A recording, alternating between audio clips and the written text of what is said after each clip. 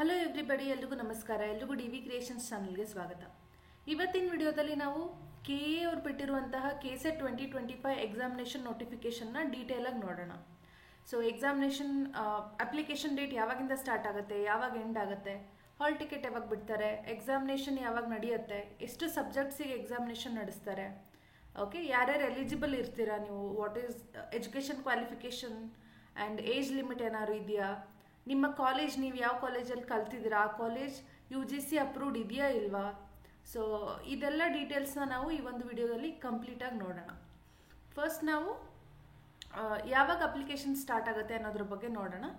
ಇವಾಗ 28/8/2025 ಇವಾಗ ನೀವು ಹೋಗಿ KA ವೆಬ್ಸೈಟ್ ಓಪನ್ ಮಾಡಿ ನೋಡಿದರೆ ಅಲ್ಲಿ ನಿಮಗೆ ಯಾವುದೇ ಅಪ್ಲಿಕೇಶನ್ ಲಿಂಕ್ ಕಾಣಲ್ಲ. ಅದೇ 28/8/2025 ನೀವು ಹೋಗಿ ನೋಡಿದರೆ ಅಲ್ಲಿ ಅಪ್ಲೈ ಲಿಂಕ್ ಆಕ್ಟಿವ್ ಆಗಿರುತ್ತೆ. ಅವತ್ತಿಂದ ನೀವು ಅಪ್ಲಿಕೇಶನ್ನ ಸ್ಟಾರ್ಟ್ ಮಾಡ್ಬೋದು. ಆ್ಯಂಡ್ ಕೊನೆಯ ದಿನ ಯಾವಾಗ, ಲಾಸ್ಟ್ ಡೇಟ್ ಯಾವಾಗ ಅಪ್ಲೈ ಮಾಡೋಕ್ಕೆ ಅಂದರೆ 18/9/2025. ಸುಮಾರು 20 ದಿನಗಳ ಕಾಲಾವಕಾಶ ಕೊಟ್ಟಿದ್ದಾರೆ ನಿಮ್ಗೆ ಅಪ್ಲಿಕೇಶನ್ ಹಾಕೋಕ್ಕೆ. ಇದಾದಮೇಲೆ ಹಾಲ್ ಟಿಕೆಟ್ ಯಾವಾಗ ಬರುತ್ತೆ ಅಂತಂದರೆ 24/10/2025 ಬರುತ್ತೆ. ಎಕ್ಸಾಮಿನೇಷನ್, ಇದು ಇಂಪಾರ್ಟೆಂಟ್, ಎಕ್ಸಾಮಿನೇಷನ್ ಬಂದು ನವೆಂಬರ್ 2ನೇ ತಾರೀಕಿದೆ. ಓಕೆ, 2/11/2025 ನಿಮ್ಮ ಎಕ್ಸಾಮಿನೇಷನ್ ಇರುತ್ತೆ. ಇನ್ನೊಂದು ಗಮನದಲ್ಲಿ ಏನು ಇಟ್ಕೊಬೇಕು ಅಂತಂದರೆ ನೀವು ಅರ್ಜಿನ ಆನ್ಲೈನ್ ಮೂಲಕ ಮಾತ್ರ ಸಲ್ಲಿಸಬಹುದು ಅಂತ ಕೊಟ್ಟಿದ್ದಾರೆ. ಅಂದರೆ ನೀವು ಪೋಸ್ಟ್ ಅಲ್ಲಿ ಜೆರಾಕ್ಸ್ನ ಕಳಿಸೋದಾಗಿರ್ಬೋದು ಅಥವಾ ಫೋಟೋ ಕಾಪಿ ಮಾಡಿ ಕಳಿಸೋದಾಗಿರ್ಬೋದು, ಇವೆಲ್ಲ ಆಕ್ಸೆಪ್ಟ್ ಮಾಡಲ್ಲ. ಸೊ ಏನು ಆಕ್ಸೆಪ್ಟ್ ಮಾಡ್ತಾರೆ, ಓನ್ಲಿ ಆನ್ಲೈನ್ ಅಪ್ಲಿಕೇಶನ್ ಏನು ಹಾಕಿರ್ತೀರ ಅದನ್ನು ಮಾತ್ರ ಆಕ್ಸೆಪ್ಟ್ ಮಾಡ್ತಾರೆ. ಎಲ್ಲಿ ಹಾಕೋದು, ಯಾವ ವೆಬ್ಸೈಟ್ ಲಿಂಕ್ ಓಪನ್ ಮಾಡಬೇಕು ಅಂತ ಇಲ್ಲಿ ಕೊಟ್ಟಿದ್ದಾರೆ. ಓಕೆ, ಬೇಸಿಕಲಿ ನೀವು ಗೂಗಲಲ್ಲಿ ಹೋಗಿ KE ಅಂತ ಸರ್ಚ್ ಮಾಡಿದಾಗ ಅಲ್ಲಿ ಬರುವಂಥ KE ವೆಬ್ಸೈಟ್ ಲಿಂಕ್ ಓಪನ್ ಮಾಡಿ ನೋಡಿದರೆ ನೀವು ಅಲ್ಲಿ ನಿಮಗೆ ಅಪ್ಲಿಕೇಶನ್ ಲಿಂಕ್ ಕಾಣುತ್ತೆ. ಸೊ ಗೊತ್ತಿಲ್ಲದವ್ರಿಗೆ ನಾನು ಮುಂದೆ ಕೂಡ ತೋರಿಸ್ತೀನಿ ಹೇಗೆ ಅಪ್ಲೈ ಮಾಡೋದು, ಯಾವ ಆಪ್ಷನ್ಸ್ ಮೇಲೆ ಕ್ಲಿಕ್ ಮಾಡಬೇಕು, ಎಲ್ಲ ಡೀಟೇಲಾಗಿ ಹೇಳ್ಕೊಡ್ತೀನಿ. ನೆಕ್ಸ್ಟ್, ಈ ಒಂದು ಎಕ್ಸಾಮಿನೇಷನ್ನ 33 ವಿಷಯಗಳಿಗೆ ನಡೆಸಲಾಗುತ್ತೆ. ಯಾವ ವಿಷಯಗಳಂತ ಕೂಡ ಡೀಟೇಲಾಗಿ ನೋಡೋಣ. ಫಸ್ಟ್, ಇವಾಗ ತುಂಬ ಜನಕ್ಕೆ ಯಾರು ಹೊಸದಾಗಿರ್ತೀರ ಅವರಿಗೆ KCET ಎಕ್ಸಾಮಿನೇಷನ್ ಅಂದರೆ ಏನು, ಏನಕ್ಕೆ ಬರಿಬೇಕು, ಇದು ಬರೆದ್ರೆ ಏನಾಗುತ್ತೆ ಅನ್ನೋ ಕೆಲವರಿಗೆ ಗೊತ್ತಿರಲ್ಲ ಅಲ್ವಾ. ಸೊ ಅಂಥವರಿಗೆ ಈ ಪರೀಕ್ಷೆಯಲ್ಲಿ ಅರ್ಹತೆ ಪಡೆದ ಅಭ್ಯರ್ಥಿಗಳು ಕರ್ನಾಟಕ ರಾಜ್ಯದ ಯಾವುದೇ ವಿಶ್ವವಿದ್ಯಾನಿಲಯ ಅಥವಾ ಪ್ರಥಮ ದರ್ಜೆ ಪದವಿ ಕಾಲೇಜು ಅಥವಾ ಉನ್ನತ ಶಿಕ್ಷಣ ಸಂಸ್ಥೆ, ಸರ್ಕಾರಿ ಆಗಿರ್ಬೋದು, ಅನುದಾನಿತ ಆಗಿರ್ಬೋದು, ಖಾಸಗಿ ಆಗಿರ್ಬೋದು, ಅವುಗಳಲ್ಲಿ ಸಹಾಯಕ ಪ್ರಾಧ್ಯಾಪಕ ಹುದ್ದೆಗಳಿಗೆ ನೇಮಕಾತಿಗೊಳ್ಳಲು ಅರ್ಹರಾಗಿರುತ್ತಾರೆ. ಓಕೆ, ಸೊ ಇದರ ಅರ್ಥ ಏನು, ಎಕ್ಸಾಮ್ ಕ್ಲಿಯರ್ ಮಾಡಿದ ತಕ್ಷಣ ನಿಮಗೆ ಅಪಾಯಿಂಟ್ಮೆಂಟ್ ಆಗಿಬಿಡ್ತು ಅಂತಲ್ಲ, ಅಪಾಯಿಂಟ್ಮೆಂಟ್ ಆಗೋಕ್ಕೆ ಎಲಿಜಿಬಿಲಿಟಿ ಸಿಕ್ಕಂಗೆ, ಅರ್ಹತೆ ಸಿಕ್ಕಂಗೆ. Okay, so this is one thing. ಇವಾಗ ನಾನು ಅಪ್ಲೈ ಮಾಡಬೇಕಂದ್ರೆ ನಾನು ಎಲಿಜಿಬಲ್ ಇದೀನಾ ಇಲ್ವಾ ಅಂತ ಹೇಗೆ ತಿಳ್ಕೊಳ್ಳೋದು, ಅರ್ಹತಾ ನಿಬಂಧನೆಗಳು ಏನೇನಿದೆ ಅನ್ನೋದನ್ನು ನೋಡೋಣ. ಫಸ್ಟ್ ಥಿಂಗ್ ಏನೇನು ಬಿಟ್ಕೋಬೇಕು, ನೀವು ಕಲ್ತಿರುವಂತಹ ಕಾಲೇಜ್, ಸೊ ಸ್ನಾತಕೋತ್ತರ ಪದವಿ ಅಂದರೆ PG ಏನಂತೀವಿ, ಅದನ್ನು ಕಲ್ತಿರುವಂಥ ಕಾಲೇಜು UGCಯಿಂದ ಮಾನ್ಯತೆ ಪಡೆದಿರಬೇಕು. UGCಯಿಂದ ಮಾನ್ಯತೆ ಪಡೆದಿದೆಯಾ ಇಲ್ವಾ ಅಂತ ಚೆಕ್ ಮಾಡೋದು ಹೇಗೆ, ಅದು ಕೂಡ ಒಂದು ವೆಬ್ಸೈಟ್ ಇದೆ, ಅದನ್ನು ಮುಂದೆ ಹೇಳ್ತೀನಿ. ಸೊ UGCಯಿಂದ ಮಾನ್ಯತೆ ಪಡೆದಿರುವಂತಹ ಕಾಲೇಜಲ್ಲಿ ನೀವು ಸ್ನಾತಕೋತ್ತರ ಪದವಿ ಅಂದರೆ PG ಪೋಸ್ಟ್ ಗ್ರ್ಯಾಜುಯೇಷನ್ ಕಂಪ್ಲೀಟ್ ಮಾಡಿರಬೇಕು. ಸೊ ಅಷ್ಟೇ ಅಲ್ಲದೆ ಪರ್ಸೆಂಟೇಜ್ ಕೂಡ, ನೀವು ಸಾಮಾನ್ಯ ವರ್ಗದವರಾಗಿದ್ದರೆ ಆ PGಯಲ್ಲಿ ಸ್ನಾತಕೋತ್ತರ ಪದವಿಯಲ್ಲಿ 55% ಜಾಸ್ತಿ ಸ್ಕೋರ್ ಮಾಡಿರಬೇಕು. ಓಕೆ, ಪೂರ್ಣಾಂಕಿತಗೊಳಿಸಿರಬಾರ್ದು ಅಂತ ಕೊಟ್ಟಿರ್ತಾರೆ. ಅಂದರೆ ಏನು, 54.9 ಇದೆ. ಓಕೆ, ಹಂಗಿದ್ರೆ ನಾನು 55 ಅಂತ ಬರಿಬೋದಲ್ವಾ ಅಂತ ಹಂಗೆ ರೌಂಡ್ ಮಾಡೋಂಗಿಲ್ಲ. ಸೊ 55 ಕಂಪ್ಲೀಟಾಗಿ ನೀವು ಸ್ಕೋರ್ ಮಾಡಿರಬೇಕು, ರೌಂಡ್ ಅಬೌಟ್ ಮಾಡಬಾರ್ದು ಅದಕ್ಕೆ. ಓಕೆ, ನೆಕ್ಸ್ಟ್ SC ST ಹಿಂದುಳಿದ ವರ್ಗದವರು ಅಥವಾ PWD ತೃತೀಯ ಲಿಂಗ ಈ ಗ್ರೂಪ್ಗೆ, ಈ ಗುಂಪಿನ ಅಭ್ಯರ್ಥಿಗಳಿಗೆ 50% ಲಿಮಿಟ್ ಇದೆ. ಸೊ 50%ಗಿಂತ ನೀವು ಜಾಸ್ತಿ ಸ್ಕೋರ್ ಮಾಡಿರಬೇಕು. ಆಮೇಲೆ ಇವಾಗ ನಾನು ಸ್ನಾತಕೋತ್ತರ ಪದವಿಯಲ್ಲಿ ಓದ್ತಾ ಇದ್ದೀನಿ, ಕರೆಂಟ್ಲಿ ಎನ್ರೋಲ್ ಮಾಡಿದ್ದೀನಿ, ಓದ್ತಾ ಇದ್ದೀನಿ, ಇನ್ನು ಫಸ್ಟ್ ಇಯರಲ್ಲಿದ್ದೀನಿ, ಸೆಕೆಂಡ್ ಇಯರಲ್ಲಿದ್ದೀನಿ ಅನ್ನೋರಿಗೆ ನಾನು ಎಲಿಜಿಬಲ್ ಇದೀನಾ ಇಲ್ವಾ ಅಂತ ಕೇಳಿದರೆ, ಎಸ್, ನೀವು ಎಕ್ಸಾಮ್ ಬರೆಯೋಕ್ಕೆ ಎಲಿಜಿಬಲ್ ಇದ್ದೀರಾ. ಇಲ್ಲಿ ಕೊಟ್ಟಿದ್ದಾರೆ, ತಾತ್ಕಾಲಿಕವಾಗಿ ಪ್ರವೇಶ ನೀಡಲಾಗುವುದು. ಓಕೆ, ನೀವು ಫಸ್ಟ್ ಇಯರಲ್ಲಿ ಅಥವಾ ಸೆಕೆಂಡ್ ಇಯರಲ್ಲಿ PG ಅಥವಾ ಸ್ನಾತಕೋತ್ತರ ಪದವಿ ಮಾಡ್ತಾ ಇದ್ರೆ ನೀವು ಎಕ್ಸಾಮ್ ಬರೆಯೋಕ್ಕೆ ಎಲಿಜಿಬಲ್ ಇದ್ದೀರಾ. ಬಟ್ ಕಂಡೀಷನ್ ಏನಿಲ್ಲಿ, ನೀವು ಎಕ್ಸಾಮ್ ಬರೆದು ಅಕಸ್ಮಾತ್ KCET ಪಾಸ್ ಆದರೆ, ಓಕೆ, ನೀವು ನಿಮ್ಮ ಏನಂತಾರೆ ಪೋಸ್ಟ್ ಗ್ರ್ಯಾಜುಯೇಷನಲ್ಲಿ 55% ಸಾಮಾನ್ಯ ವರ್ಗದವರಿಗೆ, ಆಮೇಲೆ ಬೇರೆ ಕ್ಯಾಟಗರಿಗೆ ನೀವು ಸೇರಿದರೆ 50% ಪಡಿಲೇಬೇಕು. ಪಡೆದಿಲ್ಲ ಅಂತಂದರೆ ನೀವು ಕೆಸೆಟ್ ಪಾಸ್ ಆಗಿದ್ರೂ ಅದನ್ನು ರದ್ದುಗೊಳಿಸಲಾಗುತ್ತೆ. ಓಕೆ, ಆ್ಯಂಡ್ ಎಷ್ಟು ಕಾಲಾವಕಾಶ ಕೊಟ್ಟಿದ್ದಾರೆ ನಿಮಗೆ ಆ ಮಾರ್ಕ್ಸ್ ಕಾರ್ಡ್ ಪ್ರೊಡ್ಯೂಸ್ ಮಾಡೋಕ್ಕೆ, ಅವ್ರಿಗೆ ಸಬ್ಮಿಟ್ ಮಾಡೋಕ್ಕೆ ಅಂದರೆ 2 ಇಯರ್ಸ್ ಕೊಟ್ಟಿದ್ದಾರೆ. ಸೊ 2 ಇಯರ್ಸ್ ಒಳಗಡೆ ನೀವು ಹೋಗಿ ಆ ಅಂಕಪಟ್ಟಿಗಳನ್ನು ಸಬ್ಮಿಟ್ ಮಾಡಿದರೆ ಆವಾಗ ನಿಮಗೆ ಅರ್ಹತೆ ಕೊಡ್ತಾರೆ ಮುಂದೆ ಅಪಾಯಿಂಟ್ಮೆಂಟ್ ಮಾಡ್ಕೊಳ್ಳೋಕ್ಕೆ. Okay, so this is one more thing. Next, ಈ 1991 ಸೆಪ್ಟೆಂಬರ್ 19 ನೀವೇನಾದ್ರು ಸ್ನಾತಕೋತ್ತರ ಪದವಿ ಮುಗಿಸಿ PhD ಮುಗಿಸ್ಕೊಂಡಿದ್ರೆ ನಿಮಗೆ 5% ವಿನಾಯಿತಿ ಇದೆ ಪರ್ಸೆಂಟೇಜ್ ಲಿಮಿಟಲ್ಲಿ. ಸೊ 55 ಅಲ್ಲ, ನೀವು ಸಾಮಾನ್ಯ ವರ್ಗದವರಾಗಿದ್ದರೆ ಕೂಡ 50 ಇದ್ದರೆ ಸಾಕು, ಯಾವಾಗ ನೀವು ಈ ಕಂಡೀಷನ್ನ ಫುಲ್ಫಿಲ್ ಮಾಡಿದರೆ. ಓಕೆ, ನೆಕ್ಸ್ಟ್ ಬಂದು ನೆಕ್ಸ್ಟ್ ಇಂಪಾರ್ಟೆಂಟ್ ಥಿಂಗ್ ಏನಂದರೆ, ನೀವು ಯಾವುದಾದ್ರೂ ಕ್ಯಾಟಗರಿಯಲ್ಲಿ ರಿಸರ್ವೇಷನ್ ಬಯಸ್ತಾ ಇದ್ದರೆ ಆವಾಗ ನೀವು ಕರೆಕ್ಟ್ ಆಗಿರುವಂತಹ ಸರ್ಟಿಫಿಕೇಟ್ನ ಪ್ರೊಡ್ಯೂಸ್ ಮಾಡಬೇಕಾಗುತ್ತೆ.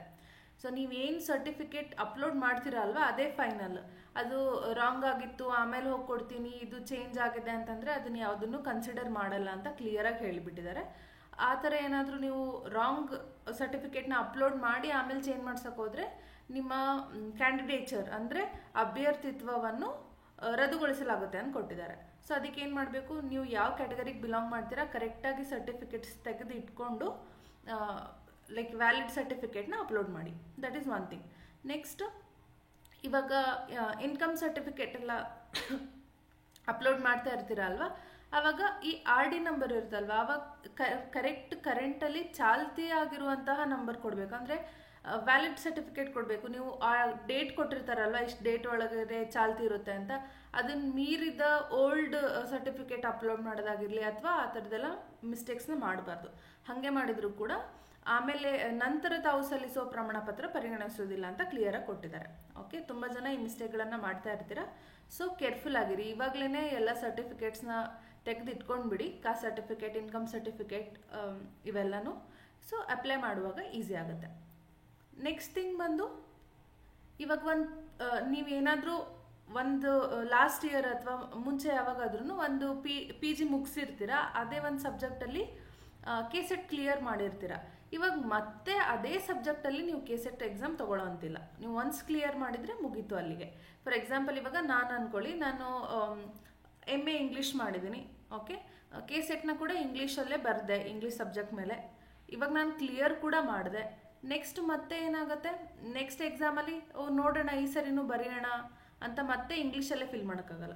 ಅದ್ರ ಬದಲು ನಾನು ಎಕಾನಮಿ ಹಾಕ್ಬೋದು, ಜೋಗ್ರಫಿ ಹಾಕ್ಬೋದು, ಪಬ್ಲಿಕ್ ಅಡ್ಮಿನಿಸ್ಟ್ರೇಷನ್ ಹಾಕ್ಬೋದು, ಹೀಗೆ ಬೇರೆ ಸಬ್ಜೆಕ್ಟ್ ಮೇಲೆ ಕೆಸೆಟ್ ಬರಿಬೋದು. ಬಟ್ ನಾವು ಆಲ್ರೆಡಿ ಉತ್ತೀರ್ಣರಾಗಿರುವಂತಹ ಸಬ್ಜೆಕ್ಟ್ ಮೇಲೆ, ಓಕೆ, ಕೆಸೆಟ್ ಕ್ಲಿಯರ್ ಮಾಡಿರುವಂತಹ ಸಬ್ಜೆಕ್ಟ್ ಮೇಲೇ ಮತ್ತೆ ಬರೆಯುವಂತಿಲ್ಲ. ಹಂಗೆ ಬರೆದ್ರೆ ನಿಮಗೆ ಮುಂಚೆ ಕೊಟ್ಟಿರುವಂತಹ ಅರ್ಹತೆನ ರದ್ದುಗೊಳಿಸಿ ಮತ್ತೆ ನಿಮಗೆ ಡಿನೋಟಿಫಿಕೇಶನ್ ಮೂಲಕ ನಿಮಗೆ ಕೊಟ್ಟಿರುವಂಥ ಅರ್ಹತೆನ ಹಿಂಪಡೆಯಲಾಗುತ್ತೆ ಅಂತ ಕ್ಲಿಯರಾಗಿ ಮೆನ್ಷನ್ ಮಾಡಿದ್ದಾರೆ. ಓಕೆ, ಇವಾಗ ನಾನು ಆಲ್ರೆಡಿ ಹೇಳಿದೆ, ನೀವು UGC ಅಪ್ರೂವ್ಡ್ ಕಾಲೇಜಲ್ಲೇ ಓದಿರಬೇಕು ಅಂತ ಕಂಡೀಷನ್ ಇದೆ ಅಂತ. ಸೊ ನೀವು ಓದಿರುವಂಥ ಕಾಲೇಜ್ UGC ಅಪ್ರೂವ್ಡ್ ಇದೆಯಾ ಇಲ್ವಾ ಅಂತ ಹೆಂಗೆ ಗೊತ್ತಾಗುತ್ತೆ? So first most of the ಕಾಲೇಜಸಲ್ಲಿ ಅವರು ಹಾಕಿರ್ತಾರೆ ಬೋರ್ಡಲ್ಲೇ UGC approved so and so college ಅಂತ. ಅಕಸ್ಮಾತ್ ನಿಮಗೆ ಗೊತ್ತಾಗಿಲ್ಲ ಇನ್ನೂ ಅಂದರೆ ಈ ವೆಬ್ಸೈಟಲ್ಲಿ ಕೊಟ್ಟಿದ್ದಾರೆ ನೋಡಿ, www.aiu.ac.in. ಈ ವೆಬ್ಸೈಟಲ್ಲಿ ಹೋಗಿ ನಿಮ್ಮ ಕಾಲೇಜ್ ನೇಮ್ನ ನೀವು ಸರ್ಚ್ ಮಾಡಿದರೆ ಅದು ಆ ಲಿಸ್ಟಲ್ಲಿ UGC ಅಪ್ರೂವ್ಡ್ ಲಿಸ್ಟಲ್ಲಿ ಇದೆಯಾ ಇಲ್ವಾ ಅಂತ ಚೆಕ್ ಮಾಡ್ಬೋದು. ಓಕೆ, ಸೊ ಇವಾಗ ಏಜ್ ಲಿಮಿಟ್ ನೋಡೋದಾದರೆ, ಏಜ್ ಲಿಮಿಟ್ ಏನಿದೆ ಕೆಸೆಟ್ ಎಕ್ಸಾಮ್ ಬರೆಯೋಕ್ಕೆ ಅಂದರೆ ಗರಿಷ್ಠ ವಯೋಮಿತಿ ಇರುವುದಿಲ್ಲ. ನೀವು ಎಷ್ಟೇ ವಯಸ್ಸಿನವರಾಗಿದ್ರೂ ಎಕ್ಸಾಮ್ ಬರಿಬೋದು, ಏಜ್ ಲಿಮಿಟ್ ಇಲ್ಲ ಇದಕ್ಕೆ. ನೆಕ್ಸ್ಟ್, ಎಷ್ಟು ಎಕ್ಸಾಮಿನೇಷನ್ ಫೀಸ್ ಅಂತ ನೋಡೋದಾದರೆ, ಪರೀಕ್ಷಾ ಶುಲ್ಕ ಬಂದು ಸಾಮಾನ್ಯ ವರ್ಗ, ಪ್ರವರ್ಗ 2A, 2B, 3A, 3B ಹಾಗೂ ಇತರ ರಾಜ್ಯದ ಅಭ್ಯರ್ಥಿಗಳಿಗೆ 1000 ರೂಪಾಯಿ ಇಟ್ಟಿದ್ದಾರೆ. ಸೊ ಈ ಪ್ರವರ್ಗ 1 SC ST PWD ಮತ್ತು ತೃತೀಯ ಲಿಂಗ ಅಭ್ಯರ್ಥಿಗಳಿಗೆ 700 ರೂಪಾಯಿ ಇಟ್ಟಿದ್ದಾರೆ. ಓಕೆ, ನೆಕ್ಸ್ಟ್, ಶುಲ್ಕ ಪಾವತಿಸುವ ವಿಧಾನವನ್ನು ಆನ್ಲೈನ್ ಮೂಲಕನೇ, ನಾನು ಆಲ್ರೆಡಿ ಹೇಳಿದೆ ಅಪ್ಲಿಕೇಶನ್ ಆ್ಯಂಡ್ ಫೀಸ್ ಪೇಮೆಂಟ್ ಎರಡೂ ಓನ್ಲಿ ಆನ್ಲೈನ್ ಆಕ್ಸೆಪ್ಟ್ ಮಾಡ್ತಾರೆ, ಬಾಕಿ ಯಾವುದೇ ಮೆಥಡಲ್ಲಿ ಅವರು ಆಕ್ಸೆಪ್ಟ್ ಮಾಡಲ್ಲ. ಸೊ ನಾನು ಬ್ಯಾಂಕ್ ಹೋಗಿ ಚಲನ್ ಬರ್ತೀನಿ ಅಥವಾ ಮನಿ ಆರ್ಡರ್ ಮಾಡ್ತೀನಿ, ಇವು ಯಾವುದನ್ನು ಕನ್ಸಿಡರ್ ಮಾಡಲ್ಲ. Only online payment and online application ಮಾತ್ರ ವ್ಯಾಲಿಡ್ ಇರುತ್ತೆ, ಅದನ್ನು ಮಾತ್ರ ಕನ್ಸಿಡರ್ ಮಾಡ್ತಾರೆ. ನೆಕ್ಸ್ಟ್, ಇವಾಗ ಎಕ್ಸಾಮ್ ಪ್ಯಾಟರ್ನ್ ನೋಡಬೇಕಾಗುತ್ತೆ. ಎಕ್ಸಾಮ್ ಪ್ಯಾಟರ್ನ್ ಹೇಗಿರುತ್ತೆ ಅಂತಂದರೆ, ಒಂದೇ ದಿನ ಇರುತ್ತೆ ಎಕ್ಸಾಮ್. ಓಕೆ, ಆ್ಯಂಡ್ ಒಂದೇ ಶಿಫ್ಟಲ್ಲಿ ಇರುತ್ತೆ. ಓಕೆ, ಒಂದೇ ಎಕ್ಸಾಮ್ ಒಂದೇ ದಿನದಲ್ಲಿ ಒಂದೇ ಶಿಫ್ಟಲ್ಲಿ ಇರುತ್ತೆ. So both paper 1 and 2 at A time ನಡೆಯುತ್ತೆ ಒಂದು ಸ್ಟ್ರೆಚಲ್ಲಿ. ಅಂದರೆ ಇವಾಗ ಬೆಳಗ್ಗೆ 10ರಿಂದ 1 ಗಂಟೆವರೆಗೂ ಎರಡು ಪತ್ರಿಕೆ 1 ಪತ್ರಿಕೆ 2 ಎರಡೂ ಅಟ್ ಒನ್ ಸ್ಟ್ರೆಚ್ ಮುಗಿಸ್ಬಿಡ್ತಾರೆ.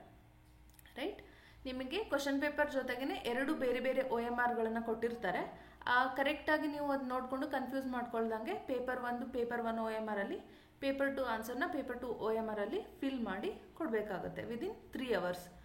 ಸೊ 3 ಅವರ್ಸಲ್ಲಿ ಟೋಟಲ್ 150 ಕ್ವಶನ್ ನೀವು ಸಾಲ್ವ್ ಮಾಡಬೇಕು. ಪತ್ರಿಕೆ 1ರಲ್ಲಿ 50 ಪ್ರಶ್ನೆಗಳು, ಪತ್ರಿಕೆ 2 ಅಲ್ಲಿ 100 ಪ್ರಶ್ನೆಗಳು, ಆ್ಯಂಡ್ ಪ್ರತಿ ಪ್ರಶ್ನೆಗೆ 2 ಮಾರ್ಕ್ಸ್ ಕರೆಕ್ಟ್ ಮಾಡಿದರೆ.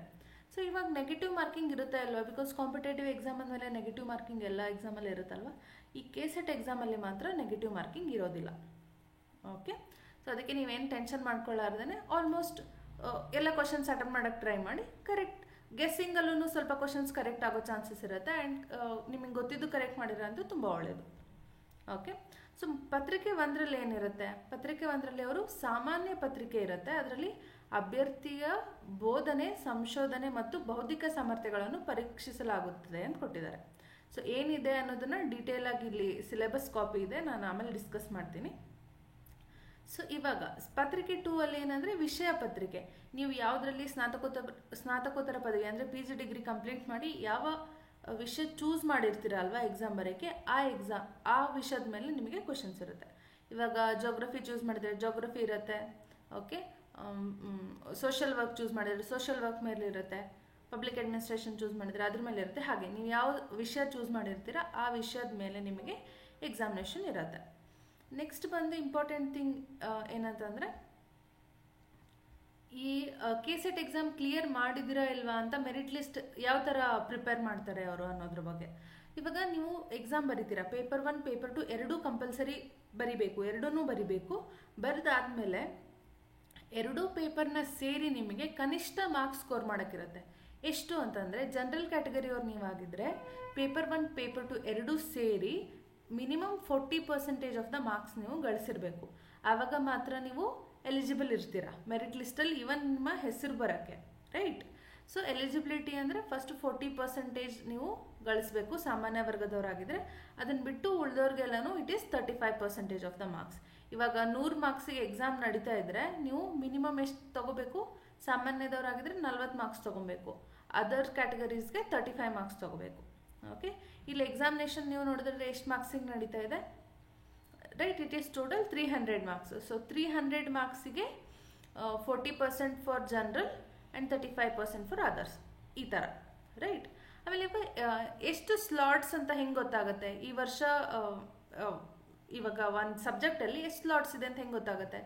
ಸೊ ಅದನ್ನು ಹೆಂಗೆ ಡಿಟರ್ಮೈನ್ ಮಾಡ್ತಾರೆ ಅಂದರೆ, ಆ ಸಬ್ಜೆಕ್ಟಲ್ಲಿ ಯಾರು ಪೇಪರ್ 1 ಪೇಪರ್ 2 ಯಾವುದು ಎರಡಕ್ಕೂ ಹಾಜರಾಗಿರುವಂಥ ಅಭ್ಯರ್ಥಿಗಳಿರ್ತಾರಲ್ವ, ಟೋಟಲ್ ಅಭ್ಯರ್ಥಿಗಳಲ್ಲಿ 6% ಓಕೆ ಆಫ್ ದ್ಯಾಟ್ ನಂಬರ್ ಅಷ್ಟು ಸ್ಲಾಟ್ಸ್ನ ಅವ್ರು ಇಟ್ಟಿರ್ತಾರೆ. ಓಕೆ, ಸೊ ಇಷ್ಟೆಲ್ಲ ಆದಮೇಲೆ ಈ ಅಭ್ಯರ್ಥಿಗಳ ಒಟ್ಟು ಅಂಕಗಳ ಆಧಾರದ ಮೇಲೆ ಅರ್ಹತಾ ಪಟ್ಟಿಯನ್ನು ವಿಷಯವಾರು ಮತ್ತು ಪ್ರವರ್ಗವಾರು ಸಿದ್ಧಪಡಿಸಲಾಗುತ್ತದೆ. ಅಂದರೆ category wise and subject wise separate ಲಿಸ್ಟ್ಗಳನ್ನು, ಮೆರಿಟ್ ಲಿಸ್ಟ್ಗಳನ್ನು ಪ್ರಿಪೇರ್ ಮಾಡ್ತಾರೆ. ಇದಾದಮೇಲೆ ಸೊ ಯಾವ ಥರ ಪ್ರಿಪೇರ್ ಮಾಡ್ತಾರೆ ಅನ್ನೋದಕ್ಕೆ ಇಲ್ಲಿ ಫಾರ್ಮುಲಾಸ್ ಕೊಟ್ಟಿದ್ದಾರೆ. ಇಷ್ಟು ಡೀಟೇಲಾಗಿ ಏನು ನೋಡೋದು ಬೇಡ. If you are interested you can go through this. ಅದು ಬಿಟ್ಟು ಯಾವ್ಯಾವ ವಿಷಯದ ಬಗ್ಗೆ ಎಕ್ಸಾಮ್ ಕಂಡಕ್ಟ್ ಮಾಡ್ತಾ ಇದ್ದಾರೆ ಅಂತ ನೀವು ಇಲ್ಲಿ ನೋಡ್ಬೋದು. So total 33 ವಿಷಯಗಳಿದೆ. ಅದರಲ್ಲಿ ಯಾವ ಲ್ಯಾಂಗ್ವೇಜಲ್ಲಿ ನೀವು ಎಕ್ಸಾಮ್ ಬರಿಬೋದು ಅನ್ನೋದನ್ನು ಕೂಡ ಇಲ್ಲಿ ರೈಟ್ ಹ್ಯಾಂಡ್ ಸೈಡಲ್ಲಿ ಕೊಟ್ಟಿದ್ದಾರೆ. ಸೊ ನಿಮ್ಮ ಸಬ್ಜೆಕ್ಟ್ ಯಾವುದಿದೆ ಅದನ್ನು ಚೆಕ್ ಮಾಡ್ಕೋಬೋದು ನೀವು. ಓಕೆ, ನೆಕ್ಸ್ಟ್ ಇಂಪಾರ್ಟೆಂಟ್ ಥಿಂಗ್ ನೋಡೋದಾದರೆ ನೀವು ಪರೀಕ್ಷಾ ಕೇಂದ್ರದ ಬಗ್ಗೆ. ಸೊ ಪರೀಕ್ಷಾ ಕೇಂದ್ರ ಟೋಟಲ್ 11 ಪರೀಕ್ಷಾ ಕೇಂದ್ರಗಳಿವೆ ಕರ್ನಾಟಕದಲ್ಲಿ. ಅದರಲ್ಲಿ ಈ 33 ವಿಷಯಗಳು ನಾವೇನು ನೋಡಿದ್ವಿ ಅಲ್ವಾ, ಅದರಲ್ಲಿ 18 ವಿಷಯಗಳಿಗೆ ನೀವು ಯಾವುದಾದ್ರೂ ಈ 11ರಲ್ಲಿ ಯಾವುದಾದ್ರೂ ಕೇಂದ್ರನ ಸೆಲೆಕ್ಟ್ ಮಾಡ್ಕೋಬೋದು.